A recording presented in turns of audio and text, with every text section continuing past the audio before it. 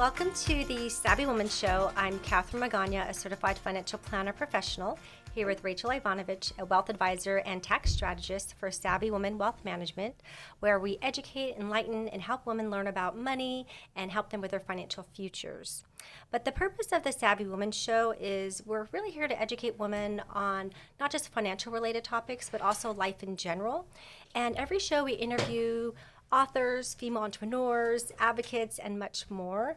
And we hope by sharing some of these real life stories that you'll learn and that we can empower you. So today we have a very special guest with us today, Sharla Fagan, a business owner with Shear Karma.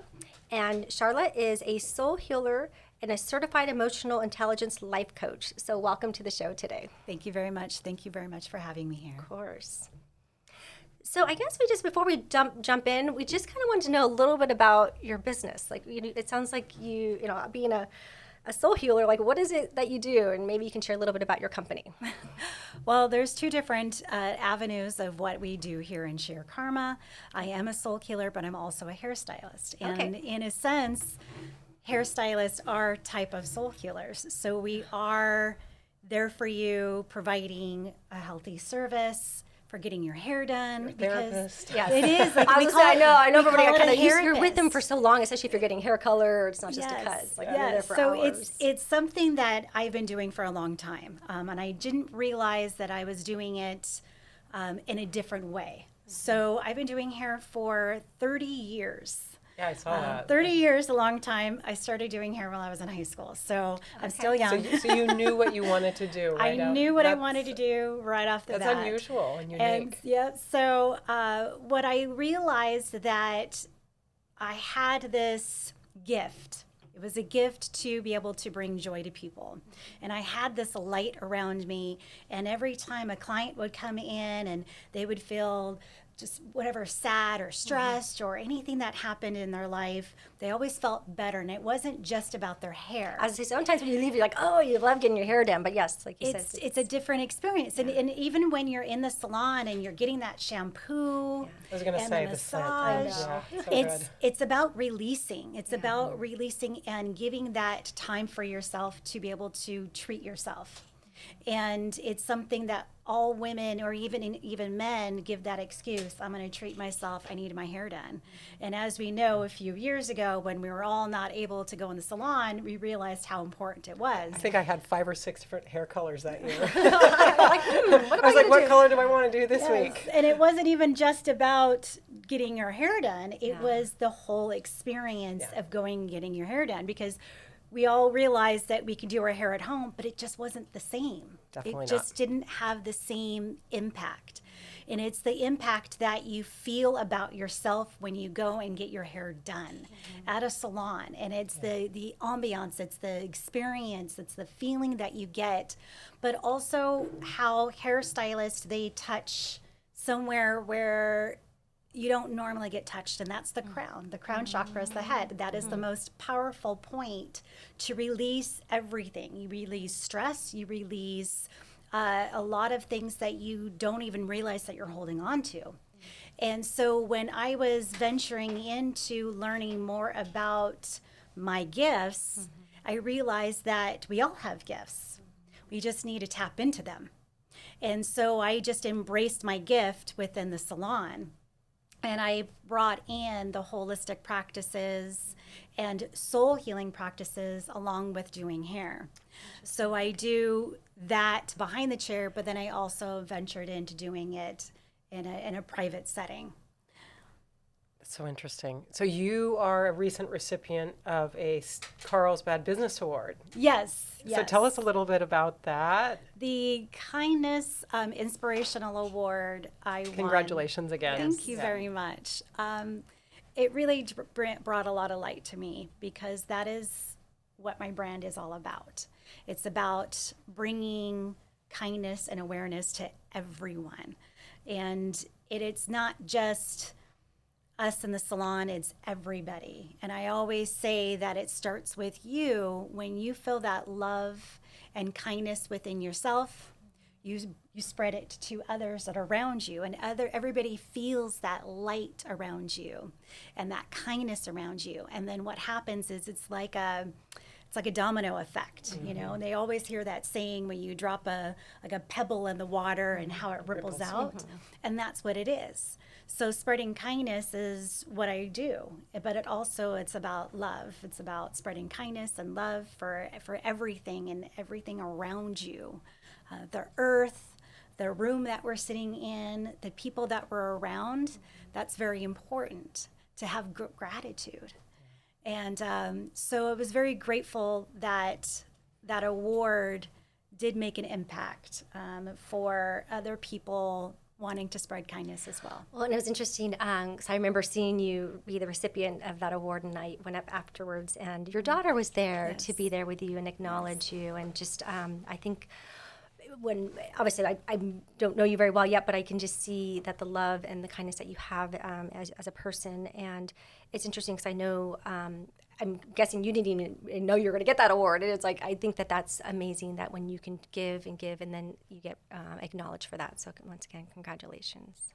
Thank you. I appreciate it. And it's not just about giving, it's also receiving. And so I definitely received that as an embrace of bringing out more. And so I was hoping that everybody that was there can see what an impact that every business can do and every family can do to raise that awareness that it's all about the positivity, it's about gratitude, it's about kindness to everyone that's around you. So you talked a little bit about self-care and love. Yes. And so do you do like one-on-one sessions? Do you do like group settings, or what is it? Because it sounds, obviously you do the styling, but what kind of things that you do to kind of serve that? We have certain times that we have one-on-ones. There's two things that I do with my one-on-ones. Either we need to do like a soul healing or meditation. Okay. So I teach meditation classes. My meditation classes, they are about stepping into your personal power. And stepping into your personal power is about creating your own self-awareness and mindfulness. And that's what emotional intelligence really is about being in touch with your own feelings, your own thoughts, and being in touch with your own energy. So I do those classes. I teach you different tools on how to be able to relax on a daily basis. And a lot of people seem to think that meditation, you have to sit there for, an hour, and there's this whole enlightenment experience, and you really don't. All I do is I tell people just to do it in the morning. What's great is in the morning, check in the afternoon, and then at night. Those are the three major points to meditate. And you can do it by just easily closing your eyes and thinking about just releasing what no longer serves you. And that's all you need to do is just close your eyes and say, I release what no longer serves me. I release what I no longer need to have in my energy. I release the people that are in my energy space, and I am bringing my own energy back. And that's as easy as you need to do. I think that's a really great reminder because we're all so busy running from one thing to the next. And people, I think, well, let me talk about myself. Oftentimes, I'm just rushing throughout my day. And so taking even a minute to stop and just breathe and not, be in my phone or not be on the computer or just, like you said, clearing that negative energy or whatever, the hurry energy, I think is really, it's a great reminder for everyone. Absolutely. And I think sometimes, when you look at exercise, okay, I'm going to go exercise. Once again, you're do. I think taking a moment and just, like you said, Just to be still stopping, and quiet. Is really, there's some, I think some benefits from that. There's some power in that too. Exercise is also a form of meditation because absolutely. Yes. There's different types of meditations. There's kind that you are within yourself, but there's also there's gratitude meditations. So walking the beach is a type of gratitude meditation, and as you're walking, you're looking at the whole ambiance of it, the ocean, the sky, the birds, the trees, the flowers, whatever it's around you, and that just brings that positive energy of gratitude. And exercise is the same way. Exercise, you're moving forward, you're doing things that are energetically releasing things. Recharging. Well, and You're usually when recharged, you're yeah. exercising, I'm not thinking about work. It's like you kind of Yes. let go of some of the things that you kind of day to They, day. they say that the best ideas are Oh, I when- get my best ideas when I go I know you go for a run. running. You're like, can I have an idea? Usually I'm out running. That's when I get my best ideas, when I'm running outside. I mean, on the treadmill is great too, but running outside because I really connect with nature, and I really love getting outside, and I feel like I'm connected to everything. So it's I love that you say that. So you started your business when? I started Shear Karma in 2011. I didn't have my full embrace of my gifts at that time, but I knew that I needed to name my business Karma. There was something attached to Karma that I knew I needed it. And it's a funny story that when I started my business, I knew I wanted something Karma. And I had a friend help me think of different type of karma salon, and that was already taken. And I go, no, that's not it. And so as we were on the phone and we were bouncing ideas off, I kind of paused for a moment and I go, I really appreciate you taking the time away from your business to help me with mine. So I really appreciate you helping me. Thank you so much. And he made a joke and he goes, it's just sheer karma. Oh, right there. There it is. And I was like, That's it. That's the one. that is it. That's the fantastic. one. And it just came. It stuck. It just came like a flow. And as soon as I decided that was it, it just flew the way that it needs to. And one of my clients, I read it across her, and I said, what do you think about Shear Karma? And she says, that's perfect, because really what you're doing is you're shearing the old karma away. And in an Indian culture, that they believe that karma is attached to your hair. Interesting. I didn't know that. Okay. So think about it, when your hair is growing out of your scalp, that is a part of your body.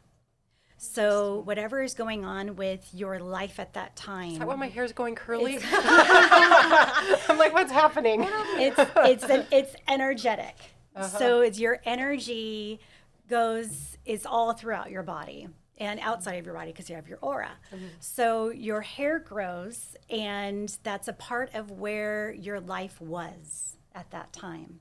So we always say, the longer your hair is, the more the karma that you're holding on to, the old self. I'm going to shave my head, Yes, Catherine. and there are cultures. Sorry. It's going to happen. There are cultures actually that do that they want to release old karma, and they actually shave their heads and they release it. There's a river that they in India that they release it to. One of my clients was telling me river about is that? this. I'm not sure. It's not We the would have to Ganges. look. But it's a ritual that they Interesting. have, and because they do believe that it's about creating good karma, but releasing karma, releasing the old karma, and we do educate the difference between good karma and bad karma. We've got year Well, 2000 so we want down the here. we want the good karma. Yeah, we want the good karma. We do find rituals for releasing karma at the end of the year in December when we're getting ready for the new year. We do a ritual to release the old karma for the year before, or if somebody's cutting a lot of hair off. They come in and they think, I just want to do something different. I want to take a good 5-6 inches off. Well, that 5 or 6 or more off, that was their old selves. Wow. That's So- interesting. I never even thought of it that way. I didn't That's either, fascinating. but I'm thinking about cutting my hair now. We do a fun ritual, and I cut the hair, and then I have them sweep their hair. And as they're sweeping their hair off the ground, they're visualizing where they were in their life at that time. And so we break it down to a certain amount of years. Where were you 5 years ago, or where were you a year ago? Okay, so how much is, how many years is this? That's It's about 4 years worth of. oh man, I got to get rid of that. The last 4 years were rough. So releasing it, and as you're releasing it, you're energetically releasing it without even knowing. Releasing is really easy because it's more energetic. And it's because we're releasing energy. Energy is not physical. It's not something that you can touch, but it's something that you can feel. Sometimes people feel energy. And you but it's mentioned the there. word, I mean, obviously how you phrase things and how you interpret and say it, and that's just as important. So when you're Yes. saying release, like you're not saying I'm losing my hair, I'm not cutting, you're saying I'm releasing, Releasing it. Yeah, I think that's, I like It's that. all about releasing what no longer serves you. Okay, so that's a good question. What are you going, what, not mistakes, but what did you do in your business previously that you're going to release? Oh. So a lot of entrepreneurs, they begin their business, and you said that the first few years were difficult, and you didn't know what the karma was. But so talk a little bit about that. So maybe some of the bumps in the road to encourage women entrepreneurs who are either in the middle of it and really experiencing difficulty and or are just starting out. What are some things that you would release? I honestly, I'm really glad that you asked that question, because that was one of the things I wanted to talk about today is stepping into your personal power. That would be the best advice to give. And the only reason why is I learned my mistakes a different way. When I started my business in 2011, I was in a little studio, and I grew it to be a big salon. So I actually had a 7-chair salon with a lot of stylists working. And at that time, I was a single mom working behind the chair, running a business, and trying to do everything all on my own. And I didn't feel that I was confident enough to do it. So I sought for help. I brought in a partner, a business partner. I brought in a couple of business partners, and they didn't work.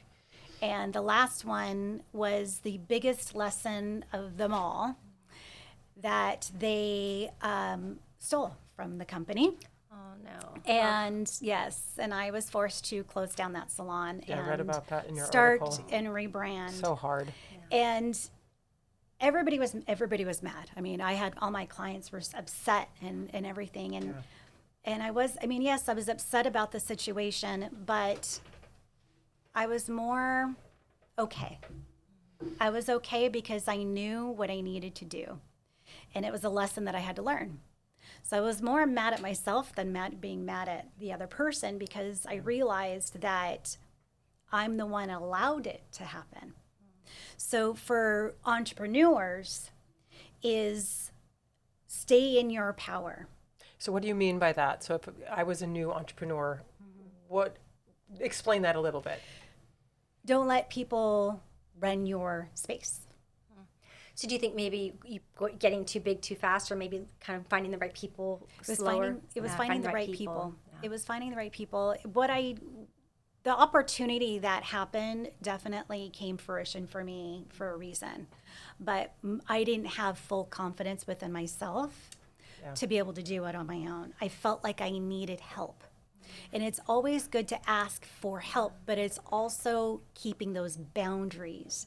And that's what I had to learn was boundaries. That's what I thought that you were referring Yes. to. Yeah, it's so important. Yes. So it's always good. And as you're starting a business, it's good to get help. It's good to have different people look at different points of view, because when you're running your business, you're in the box, so sometimes you need to step out of the box to see all around the different angles of the business, but also having other people as well, people that you can have a mentorship with, or somebody that you can be able to partner as far as being outside of the business. And So kind of like a board of directors. yes, exactly, because they can see all the different angles. Sometimes you're so in it Your blind that you spots don't get revealed. see. Yes. But instead, what happens is that people that are inside the box, they decide to take everybody's advice and not create it as for themselves. It's more about what other people think, what you should do for your business. And sometimes people lose their passion. They lose their passion because they're doing other things that other people want them to do, and it loses their purpose. And so I always ask people to remember why. What's the biggest why? Why did you start your business in the first place? And there's always a passion about it. There's always about, I want to help people, or I want to do this, and Wanted to provide for your daughter. provide. Yes. Yes. It's all about creating a cause of some sort. The number one should never be money. Honestly, I can say It'll that. come. It will come. Yes. It should always be a purpose, because money will always be there. When you're in purpose, everything will come to you naturally. It'll flow, as long as you put your work in it.